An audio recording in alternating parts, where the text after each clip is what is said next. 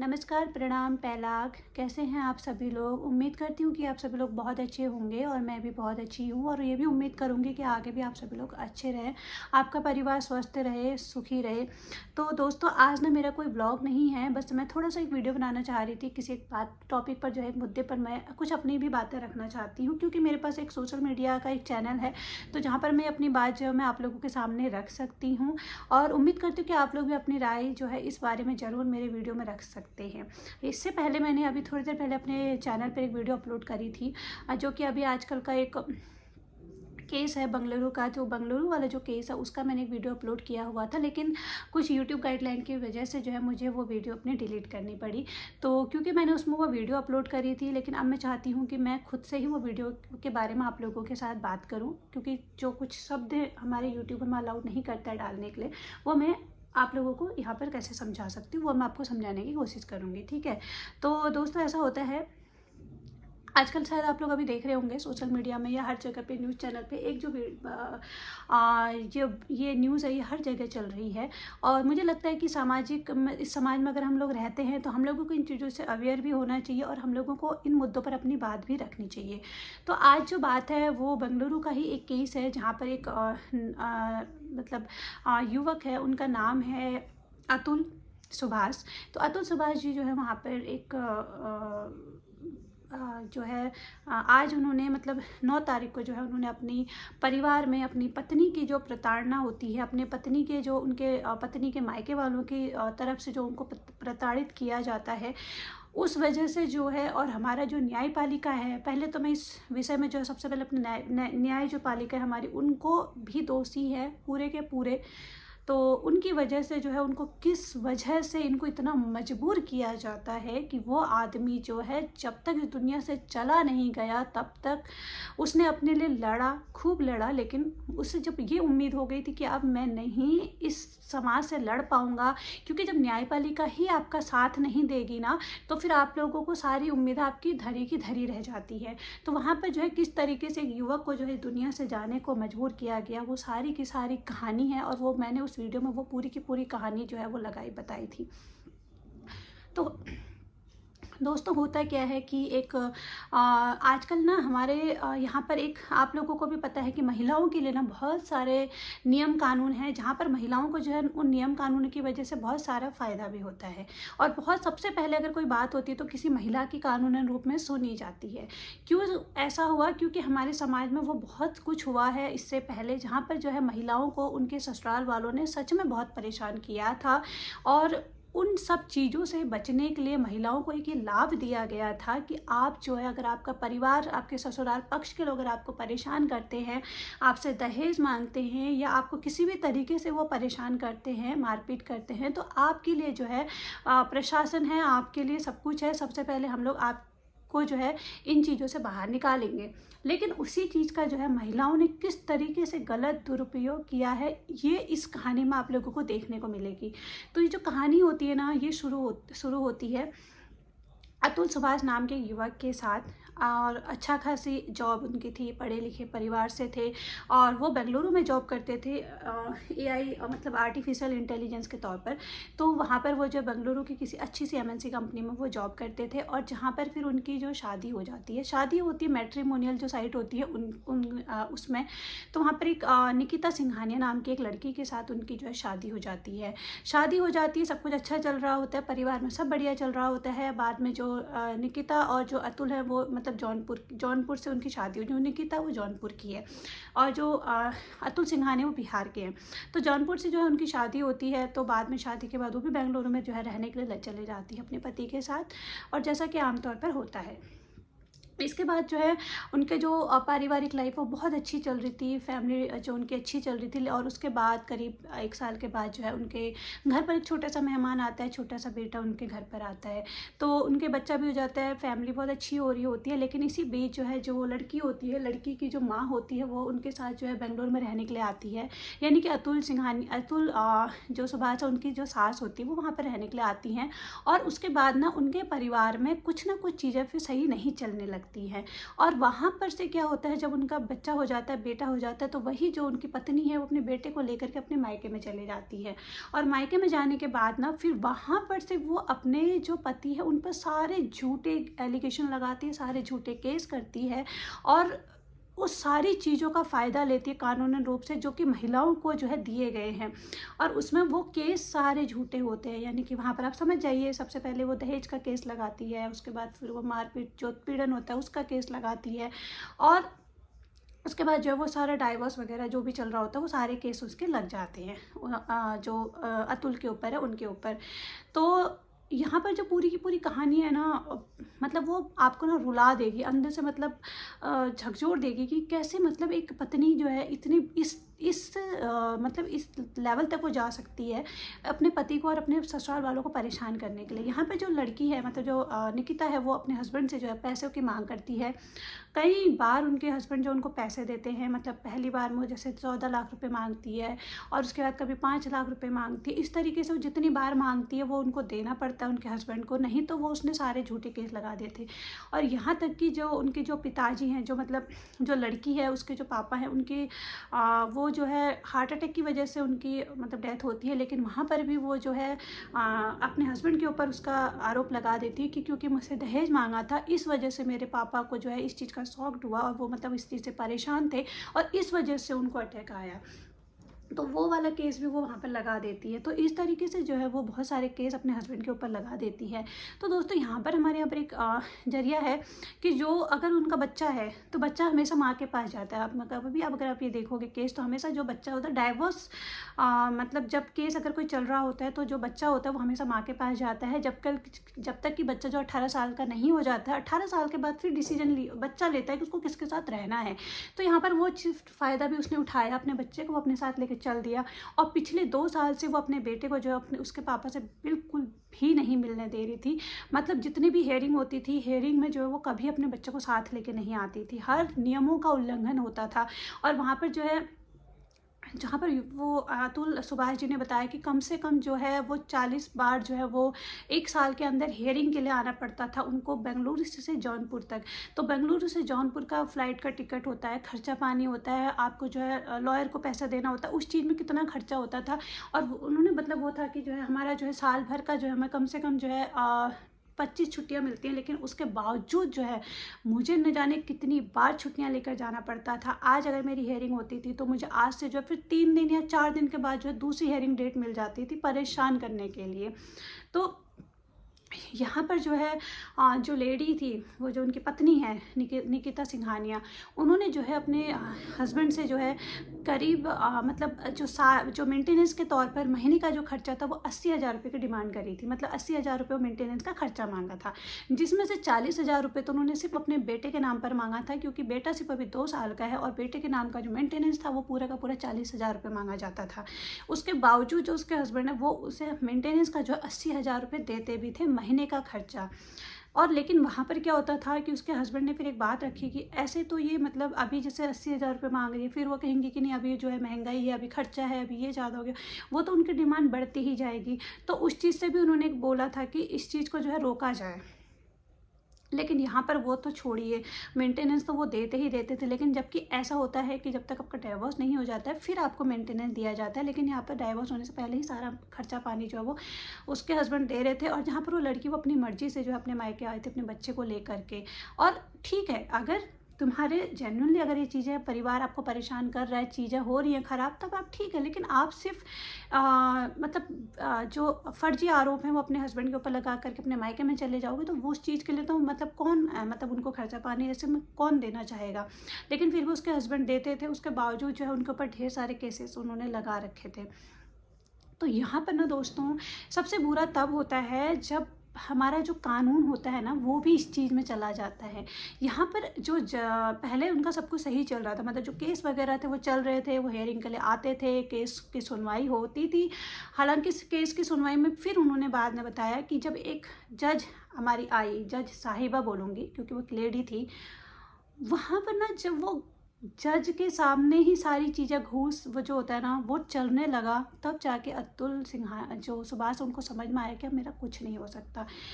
क्योंकि वहाँ पर जो जज होते हैं, उनके साथ में बैठे होते हैं, जो पेशकार होते हैं ना, वो उन्होंने बताया कि वहाँ पर जो होता है ना, वो एक जैसे किसी को, जैसे मान लो कि मैं हूँ और मैं चाहती हूँ कि मैं ना अभी मतलब केस मतलब अपना आज मेरी सुनवाई हो, और मैं जो है अगला जो डेट है वो 2 या 3 दिन बाद दे दूँ, या फिर मुझे सुनवाई नहीं करवानी है, तो मैं जो क्या करूँगी, पेशकार को 50-100 रुपये वो बिक जाते हैं, मतलब जो होता है ना, 50 रुपये लो और आप जो है केस को मेरा या आगे कर दो या सुनवाई कैंसिल कर दो। ये सारी चीज़ों को लेकर के वहाँ पर जज के सामने ही सारी चीज़ें होती थी, और जज भी जो है उसमें बाद में लेडी के साथ मतलब उन चीज़ों को मिल गई, और उन्होंने जो है उल्टा जो है उस लड़के को जो है वो भड़काना, मतलब उसको जो परेशान करना शुरू कर दिया कि आप जो है मतलब जैसे उसमें उन्होंने करोड़ों रुपए की मांग करी थी, जो फाइनल केस होता है, सेटलमेंट जो होता है, तो उसमें ये था कि आपकी जो वाइफ कह रही है कि आपके पास इतने करोड़ों रुपए हैं, तो आप दो उसको, अगर आपकी वाइफ कह रही है तो वो सारी चीज़ों से जो परेशान हो गया था वो युवक, और बहुत ज़्यादा परेशान हुआ।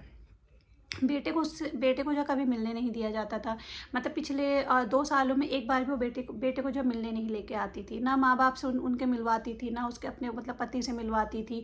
तो ताकि वो इसलिए नहीं मिलवाती थी कि अगर बच्चा कहीं कोर्ट में अगर गलती से उनके साथ मिल जाए माँ बाप के साथ, तो बच्चा तो पूछेगा ना, बच्चा तो इमोशनली कनेक्ट होगा ना अपने पापा के साथ, लेकिन वो नहीं कनेक्ट, हो परेशान करना चाहती थी अपने पति को। तो उस चीज़ को लेकर के जो है वो बहुत ज़्यादा परेशान हो गए, और जब न्यायपालिका ने भी उनका साथ छोड़ना शुरू कर दिया, मतलब क्योंकि जब न्यायपालिका ही खुद ही उसमें इन्वॉल्व हो गई है, तो फिर वो किस चीज़ से उम्मीद करेंगे, है ना। तो वो सारी चीज़ें थी। तो फाइनली जो है वो उन्होंने फिर पूरा 1 डेढ़ घंटे का वीडियो यूट्यूब में बनाया है, आप देख सकते हैं उनका वीडियो। वो पूरा उन्होंने वीडियो बनाया, और उसके बाद उन्होंने अपनी सारी बातें वीडियो में रखी है, सारी चीज़ें अपने वीडियो में रखी हुई है कि किस तरीके से जो है उनकी पत्नी ने उनके ऊपर झूठे एलिगेशन लगाए हैं, झूठे केस करे हुए हैं, उनसे पैसा निकाला है, न जाने कितने लाखों रुपए के, मतलब उन्होंने उनको ट्रांसफ़र कर चुके हैं इस 1-2 साल के बीच में, और हर महीने का मेंटेनेंस का खर्चा वो दे चुके हैं। लेकिन उसके बावजूद भी जो है उनके ऊपर जो है डॉरी का ये सब कुछ का जो है वो मतलब आरोप उनके ऊपर अभी भी चल ही रहे थे, जो कि सच नहीं थे। तो उस चीज़ से परेशान होकर के फिर उन्होंने फाइनली अपनी 1.5 घंटे के वीडियो में सारी बातें रखी, और न्यायपालिका को मतलब न्यायपालिका के लिए भी ये बात रखी, किस तरीके से जज भी जो है उसमें इन्वॉल्व हो गई थी।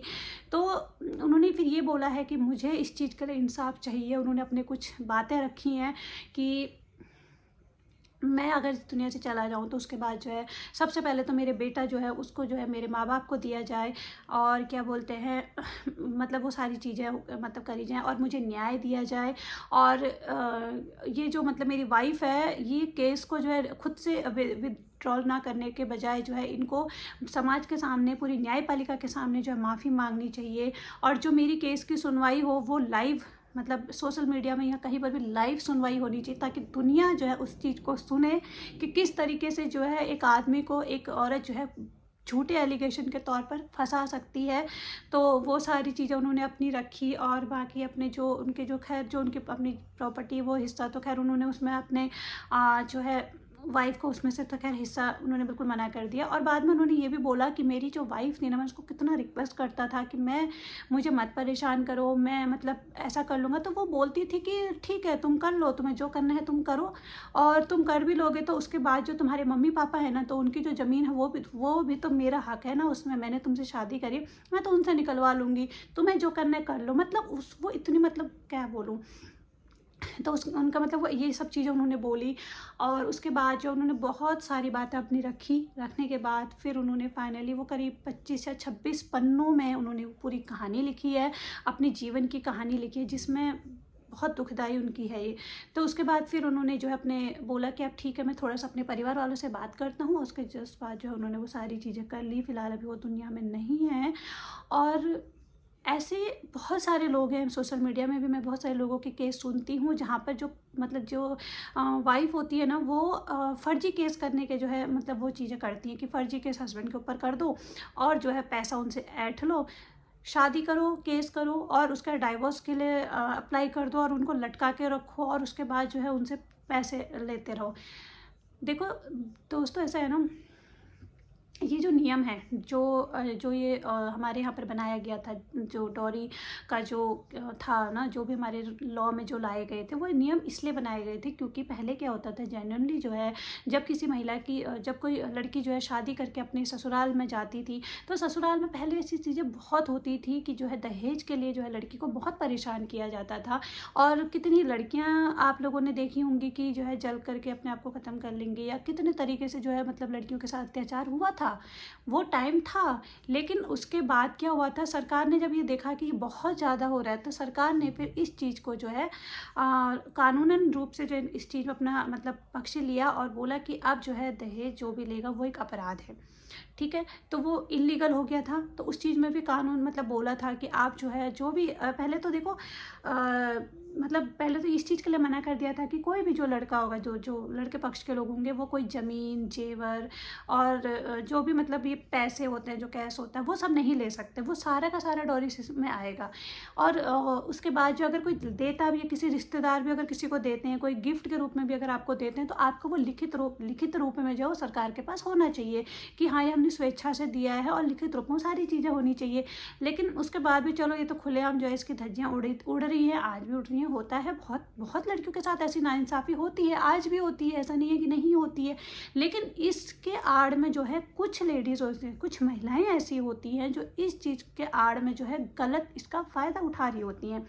तो दोस्तों, इसमें क्या होगा ना कि जो गलत फ़ायदा उठा रही है उनके साथ, तो मतलब मैं तो चाहती हूँ कि उनके साथ मतलब कानून जो है सख्त होना चाहिए। लेकिन उसके चक्कर में जो निर्दोष होती है ना, जिनके साथ सच में ये चीज़ें घटनाएं उनके ससुराल में होती हैं, उनके साथ भी जो है फिर मतलब कानून जो है उनका भी साथ नहीं देगा, है ना। तो ये चीज़ें मतलब इस चीज़ के लिए हर किसी को आवाज़ उठानी चाहिए। और आज जो है अगर महिलाओं के साथ गलत हो रहा है, तो क्या पुरुषों के साथ गलत नहीं हो रहा है? तो इस चीज़ को लेकर तो यही लगता है कि उनके साथ भी ये चीज़ें गलत हो रही हैं। तो ऐसे में जो है हर किसी को इस बात को आवाज़ उठानी चाहिए। मैं तो मतलब यही चाहूँगी कि जल्दी से जल्दी इस चीज़ में इंसाफ होना चाहिए। और वो जो लेडी है जिन्होंने परेशान किए, जिसकी वजह से जो है मतलब किसी का जो है बेटा जो है दुनिया से चला गया, तो ऐसे लोगों को तो सख्त से सख्त जो है वो सज़ा मिलनी चाहिए। अभी हालांकि जब मीडिया उनके घर पर गई थी, तो मतलब वो कोई बात करने को तैयार नहीं थे, वो मीडिया से कोई, क्योंकि क्या ही बात करेंगे, उनको तो पता है ना हमारी गलती है। लेकिन वो अभी तो दुनिया के सामने कैसे एक्सेप्ट करेंगे। लेकिन कानूनन रूप से जो है इसका न्याय मिलना चाहिए।